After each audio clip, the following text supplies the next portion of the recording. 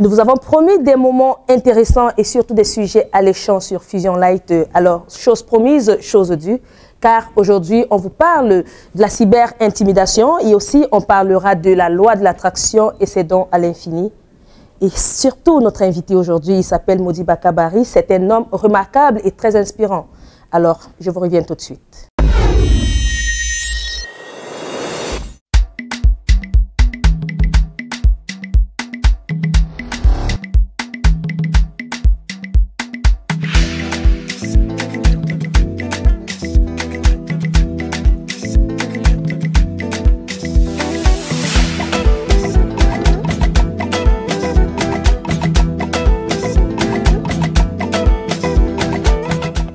Je suis très contente de vous savoir installé car nous allons lancer tout de suite avec bien sûr Jasmine qui est juste en face de moi. Bonjour à toi Jasmine. Bonjour Sandra, comment vas-tu? Ça va très bien, merci. Loi d'attraction, qu'est-ce que tu as dit? Je vous demanderai de rester à l'écoute des informations assez intéressantes à venir.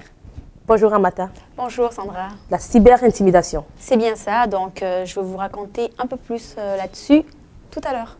Si vous le permettez, je vous demanderai tout simplement de vous joindre à moi pour recevoir notre invité, Monsieur Modiba Bari.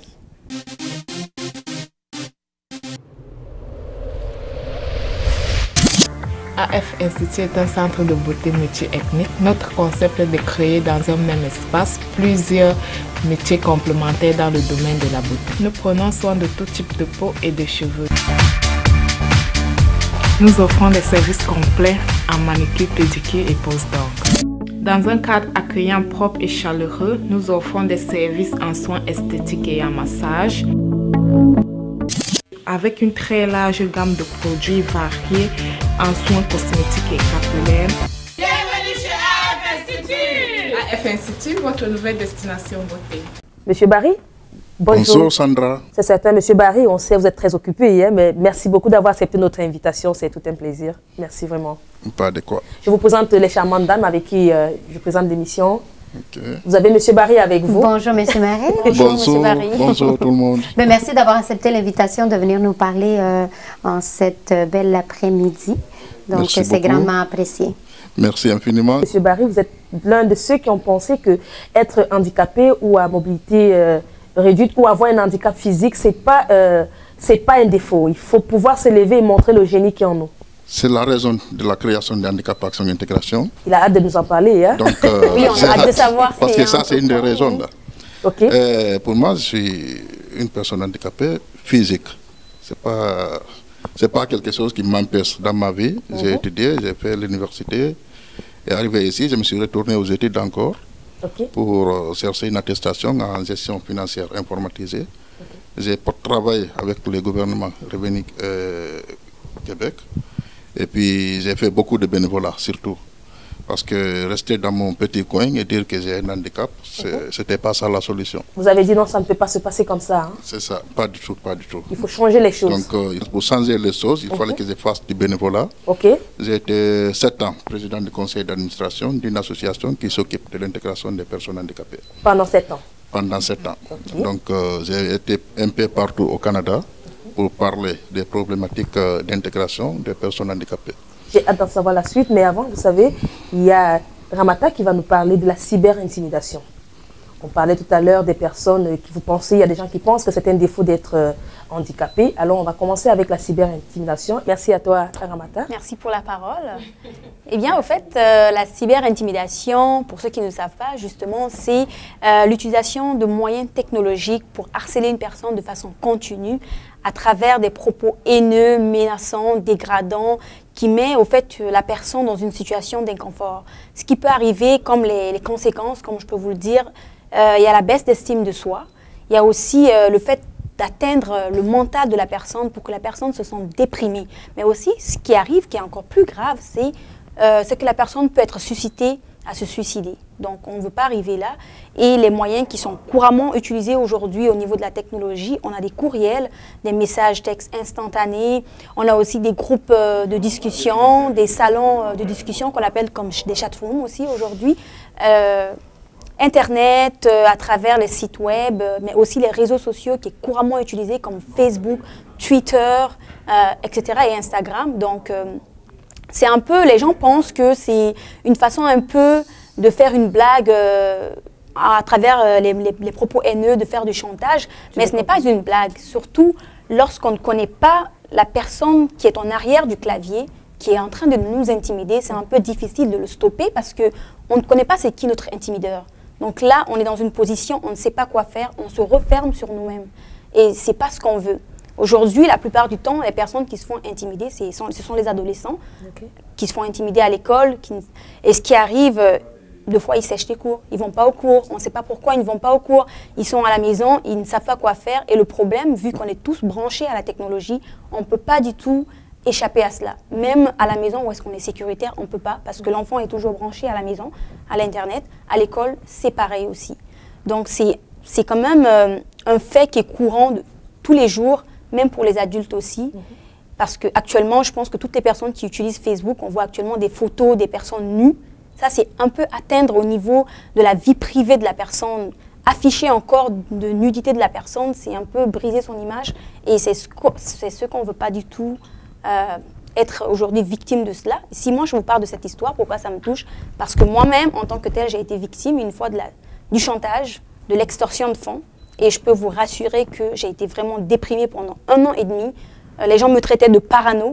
Tout ce qui m'appelait, je pensais que c'était la personne qui m'intimidait en arrière de cet écran-là. Donc, j'ai dû parler à toutes les personnes proches pour les prévenir s'il y avait quoi que ce soit qui arrive. Eh bien, c'est pas moi. Je suis partie au poste de police le plus proche de chez moi aussi pour expliquer l'histoire. Et j'ai même ouvert un dossier à la GRC. Parce que, franchement, je ne suis pas allée dans l'idée de me suicider parce que ce n'est pas dans mes valeurs et dans mes mœurs. Mais c'est juste pour vous dire qu'on est exposé à toutes sortes de choses. Ce que moi, je pourrais, par exemple, recommander aux gens lorsqu'on se trouve face à une situation, comme moi je l'ai fait d'ailleurs, c'est de parler à une personne en qui on a confiance, un adulte, et partir aussi au poste de police le plus proche si on se sent qu'on n'est pas en sécurité, qu'on est menacé, c'est justement de le faire.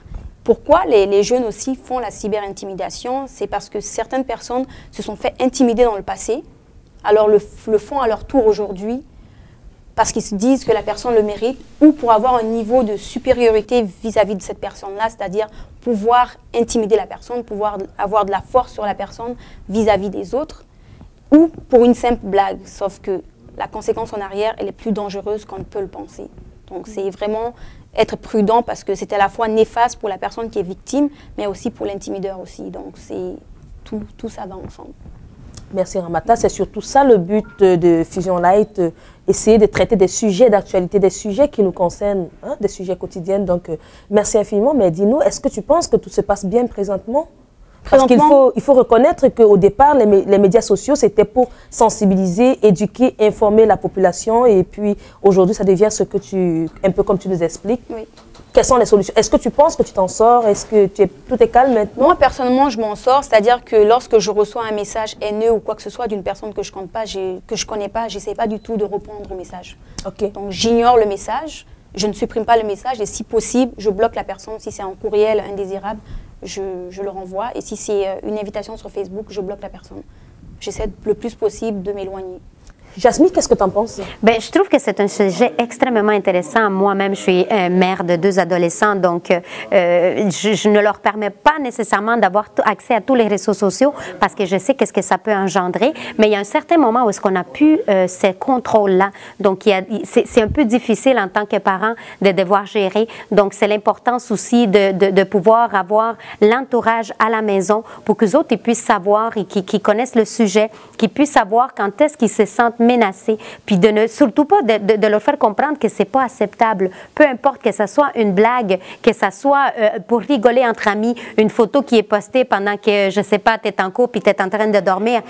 Pour les autres, ça peut paraître tellement banal, mais pour la personne qui s'est fait exposer, ça peut les apporter carrément à comme tu disais, peut-être pas nécessairement au suicide, mais ça va les déprimer, ça va causer un stress supplémentaire chez l'enfant qui est tellement possible à éviter dans le fond.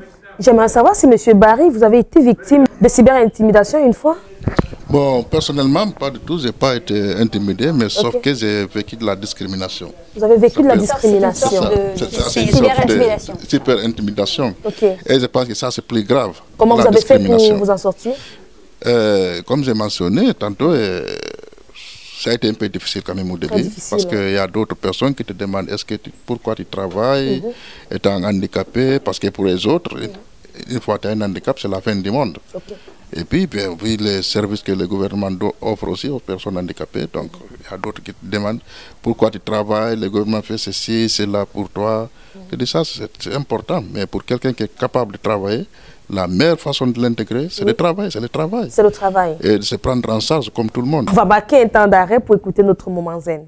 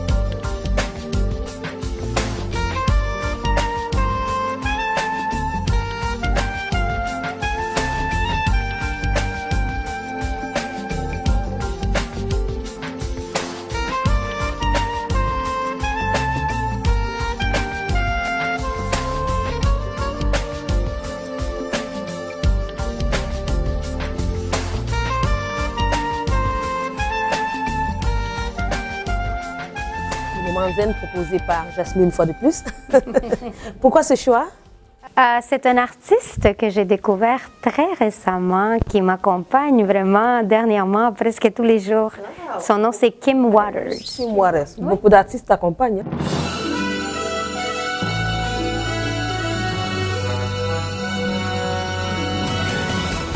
J'ai la chance pour moi d'avoir un monsieur qui m'inspire au jour le jour. Monsieur Barry, il est juste à m'écouter aujourd'hui. Voilà, handicap, action, intégration. Qu'est-ce que c'est exactement? Action, intégration. Comme j'ai mentionné tantôt, c'est un organisme qui fait la sensibilisation pour faciliter l'intégration en emploi des personnes handicapées. Et puis on organise des activités pour essayer de ressortir les talents des personnes handicapées. Donc à travers la musique, la danse, et puis rencontrer même des personnes handicapées qui travaillent, qui peuvent partager leur expérience pour dire aux autres personnes handicapées qui sont cachées, qu'ils sont capables et que tout le monde a besoin d'eux pour contribuer au développement du Québec. Ils ne sont pas là pour dormir à la maison et puis continuer à vivre de l'aide sociale.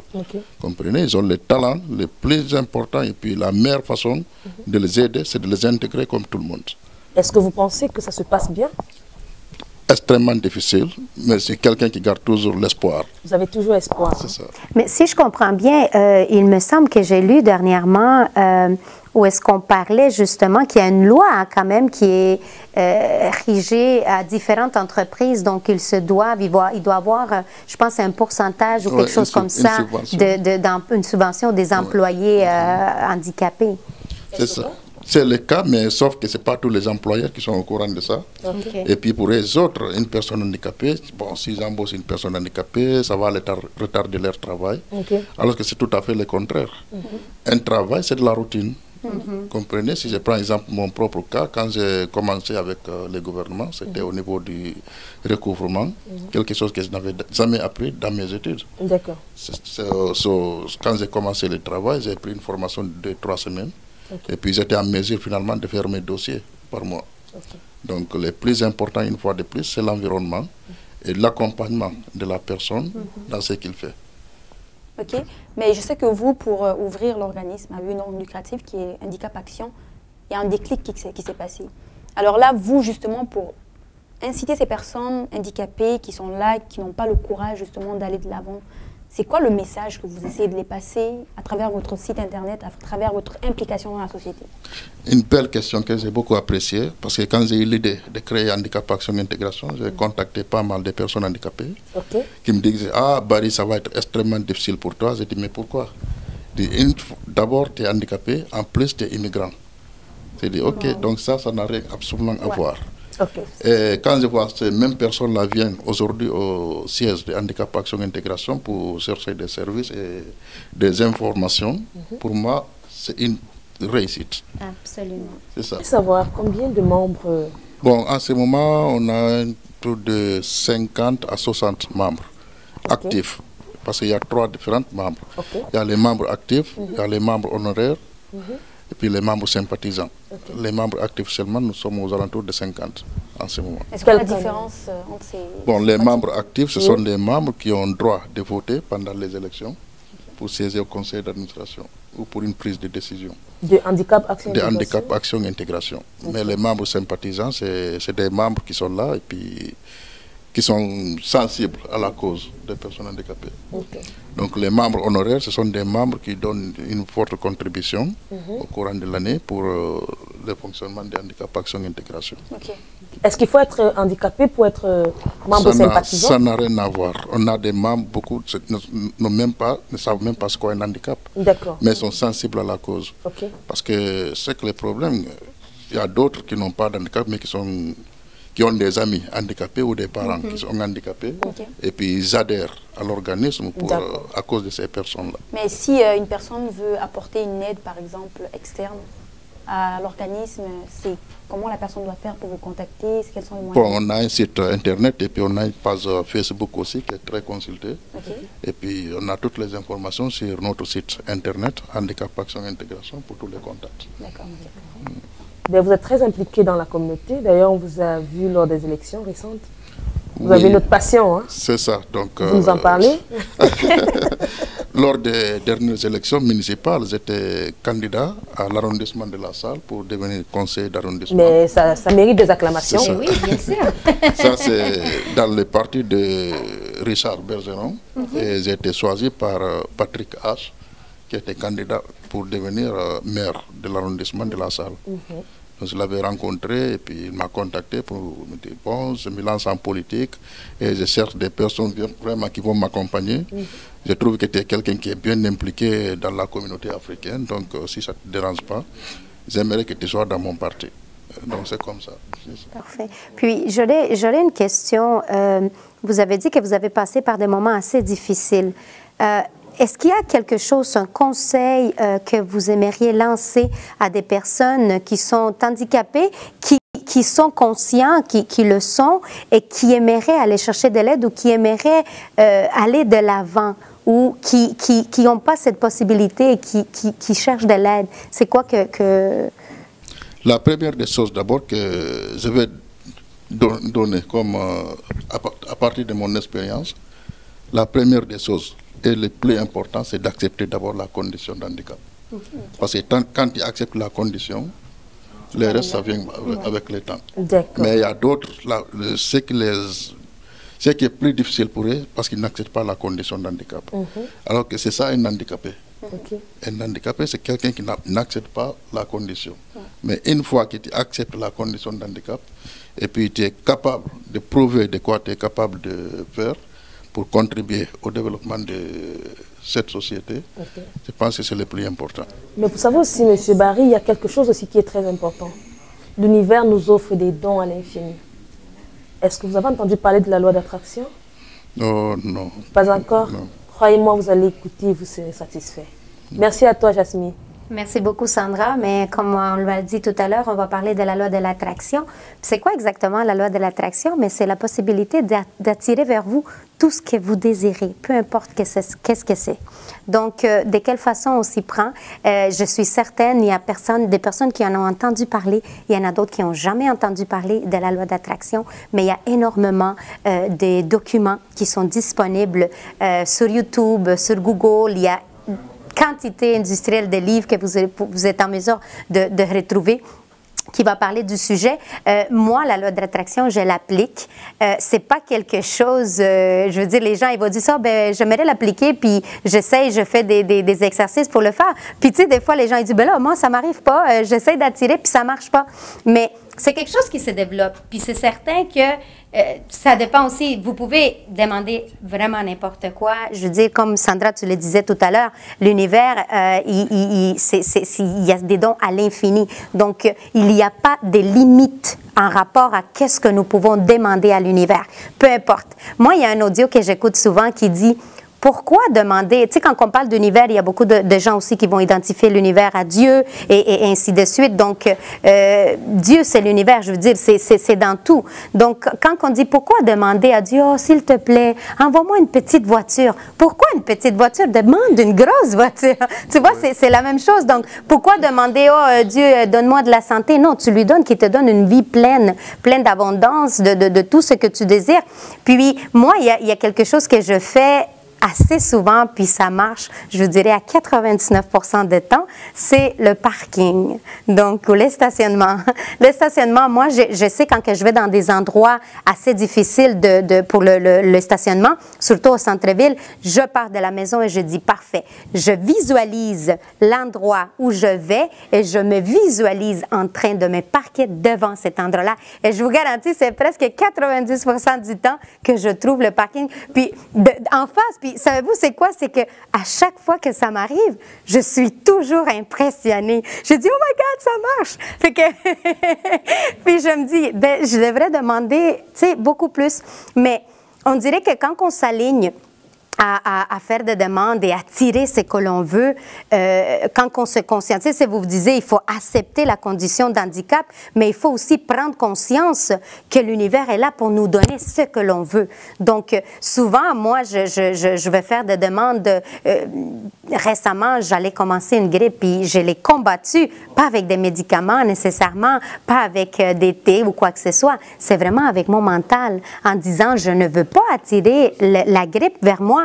Je suis en santé. Donc, ça a beaucoup à voir avec vos pensées. Donc, vous attirez ce que vous pensez. C'est vraiment un sujet dans lequel on peut parler des heures et des heures, mais des choses à retenir, c'est que quand vous désirez quelque chose, c'est important, de les penser. Puis s'il y a des pensées négatives qui passent, bien, de les contrarrester, ces pensées négatives-là. Puis, si vous désirez, je ne sais pas, un emploi, un exemple, vous l'écrivez. C'est quel genre d'emploi que vous désirez? Que ce soit en amour aussi, peu importe, vous devez tout écrire. Quel type d'homme est-ce que vous voulez? Avec quelles caractéristiques? Avec quelle... tu sais, vous pouvez carrément passer une commande. Quand vous allez au supermarché, par exemple, vous avez une liste et vous prenez catégoriquement tout ce que vous avez dans la liste. Vous pouvez faire exactement la même chose avec l'univers, avec les dons qu'il y a pour nous. Donc, en l'attrayant à nous, en ayant cette possibilité de l'écrire, puis de le relire,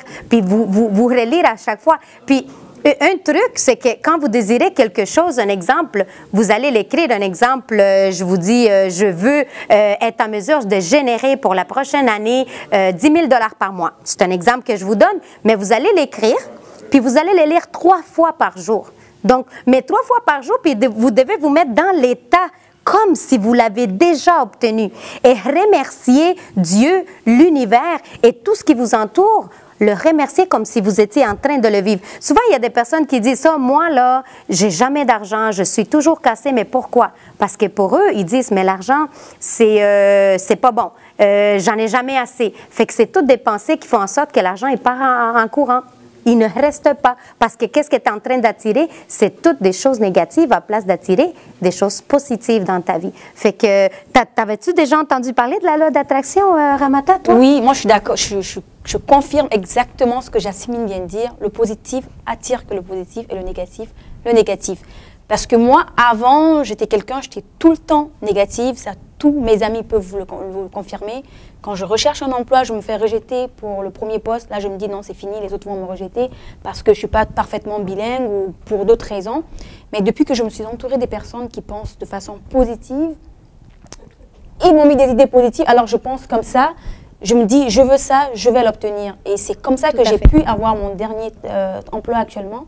Et franchement, ça change. Ça change ta façon de voir les choses, ta perception sur plusieurs autres choses de l'univers. Parce qu'il faut se dire qu'on a tout ce dont on a besoin sur cette terre. Il suffit juste de savoir comment les acquérir et de la bonne façon. Et je pense que tous les outils sont là, vraiment. Ouais. Est-ce que vous êtes en train de me dire qu'on doit cesser d'aller à l'hôpital et croire juste positivement? Non. Pas nécessairement. On dit pas ça. Est-ce que quelqu'un peut m'orienter? Parce que là... Moi, il y a des gens qui ont déjà guéri des cancers juste avec la pensée. C'est aussi ça la magie Fusion Light. Si vous êtes concerné, voilà, vous voulez partager votre expérience, n'hésitez pas. Vous avez juste à nous écrire à l'adresse qui s'affiche au bas de votre écran. Monsieur Barry, elle nous a parlé de la pensée positive. Hein? Oui. Alors, je suis très content, j'ai beaucoup appris encore aujourd'hui. Oh. Et ça me donne encore beaucoup plus de courage de continuer mes actions. Des félicitations. J'aime rencontrer des personnes positives. Et vous voyez, c'est des jeunes dames. Hein?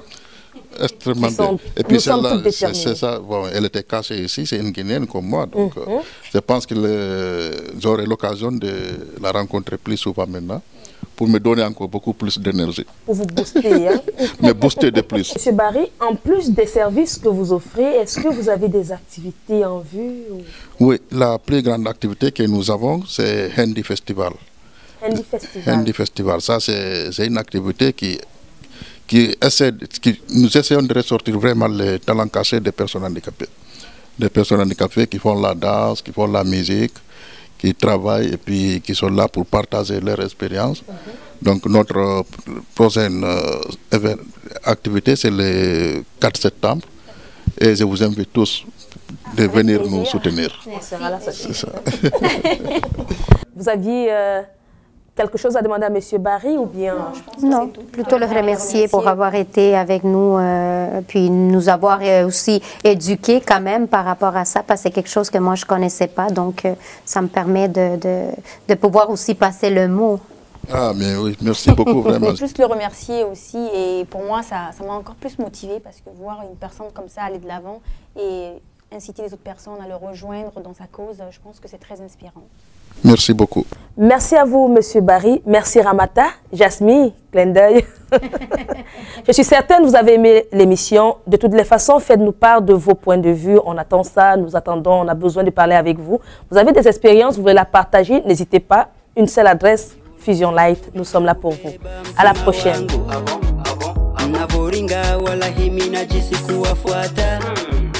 Basi njoo tucheze pamoja,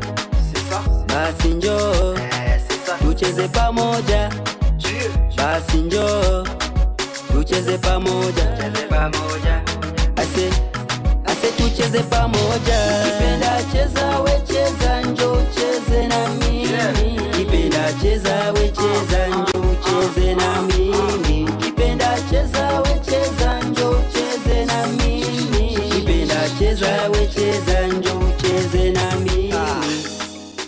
Unavyosema sijamaanisha nakosa.